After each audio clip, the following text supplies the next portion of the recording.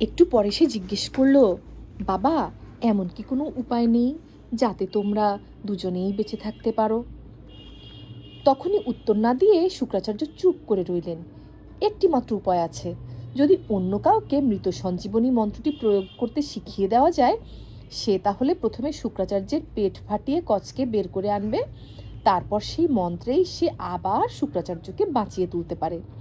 কিন্তু এ মন্ত্র তো যে কেউ শিখতে পারে না। তার জন্য অনেক শাস্ত্রপাঠ, অনেক জ্ঞান সঞ্চয় করতে হয়। অসুরদের মধ্যে কারও তা নেই, একমাত্র কচেরই সে যোগ্যতা আছে। গুরুর পেটের মধ্যে কচ এখনো বেঁচে আছে, তাকে এই মন্ত্র শিখিয়ে দেওয়া এখনো সম্ভব। শুক্রাচার্য একটা দীর্ঘশ্বাস ফেললেন। তিনি এতদিন ধরে কিছুতেই কচকে সেই মন্ত্র দান করেননি। এখন নির্বোধ অসুরদের এই কাণ্ডের জন্য তিনি কচকে শেখাতে বাধ্য হলেন। কচ বেঁচে ওঠার পর যদি শুক্রাচার্যকে বাঁচাতে রাজি না হয়, সে তো আসলে শত্রুপক্ষের লোক।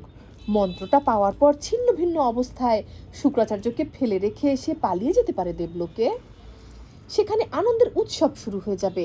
কচ মৃত সব দেবতাদের বাঁচিয়ে তুলবে, আর অসুরদের কেউ থাকবে না। তবু শুক্রাচার্য নিজের পেটের দিকে তাকিয়ে জিজ্ঞেস করলেন, বৎস কচ, তুমি কি আমার কথা শুনতে পাচ্ছ? তোমার খুব কষ্ট হচ্ছে? কচ বলল, কষ্ট যাই হোক, আপনার কথা স্পষ্ট শুনতে পাচ্ছি। শুক্রাচার্য বললেন, তাহলে মন দিয়ে শোনো, আমি তোমাকে মৃত সঞ্জীবনী মন্ত্র শিখিয়ে দিচ্ছি। আমি তোমাকে জীবিত অবস্থায় ফিরিয়ে আনব। আমি এখানে যে যজ্ঞের আগুন জ্বেলেছি, সেই আগুনেই তুমি এই মন্ত্র পড়ে আমার প্রাণ ফিরিয়ে আনতে পারো, যদি তোমার ইচ্ছে হয়। মন্ত্র